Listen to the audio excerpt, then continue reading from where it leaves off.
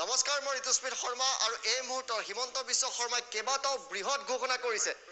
তাৰ ভিতৰত এটা অন্যতম বৃহৎ ঘোষণা হৈছে যে মাইক্ৰ' ফাইনেন্সৰ ঋণ আৰু সুদ দুয়োটাই মাফ কৰিব প্ৰতিশ্ৰুতি অনুসৰি হিমন্ত বিশ্ব শৰ্মাৰ চৰকাৰে এই ঘোষণা কৰিছে। আই মাতৃসকলক যি প্ৰতিশ্ৰুতি দিছিল সেই প্ৰতিশ্ৰুতিৰ পৰা পিছ হুহুকি নাহে হিমন্ত চৰকাৰ। সকলো জল্পনা কল্পনাৰ অন্ত পেলাই এটা বৃহৎ ঘোষণা, মাইক্ৰ' ফাইনেন্সৰ ঋণ আৰু সুদ দুয়োটাই মাফ হ'ব। মুখ্যমন্ত্ৰী হিমন্ত বিশ্ব শৰ্মাই স্পষ্ট ঘোষণা কৰিছে এই মুহূৰ্তত।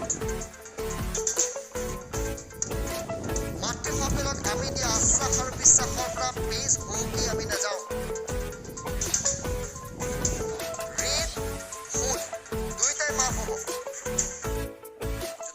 যথেষ্ট চৰ্চা চলিছিলে যে অসম চৰকাৰৰ তৰফৰ পৰা ডক্টৰ হিমন্ত বিশ্ব শৰ্মাই যি প্ৰতিশ্ৰুতি দিছিলে যে সেই প্ৰতিশ্ৰুতি তেওঁ ৰাখিব নে নাৰাখে। আজি তেওঁক প্ৰশ্ন কৰোঁতে সাংবাদিকে প্ৰশ্ন কৰিছিলে যে ঋণ মাফ কৰিব নে সুদ মাফ কৰিব।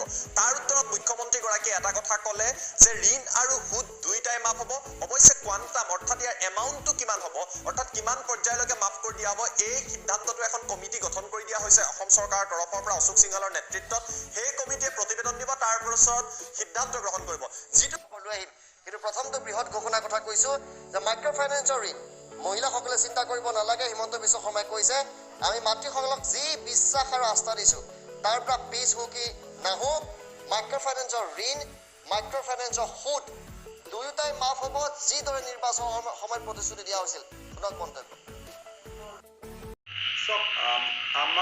আমি নিৰ্বাচনৰ সময়ত স্পষ্টভাৱে কৈছোঁ যে মাইক্ৰ' ফাইনেন্সৰ ঋণ আৰু সুদ আমি দুয়োটাই মাফ কৰি দিম।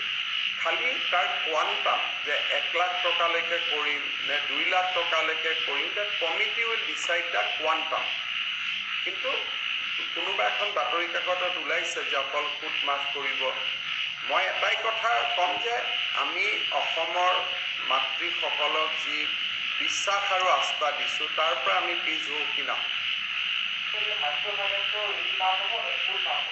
চাওক, আমি নিৰ্বাচনৰ সময়ত স্পষ্টভাৱে কৈছোঁ যে মাইক্ৰ' ফাইনেন্সৰ ঋণ আৰু সুদ আমি দুয়োটাই মাফ কৰি দিম।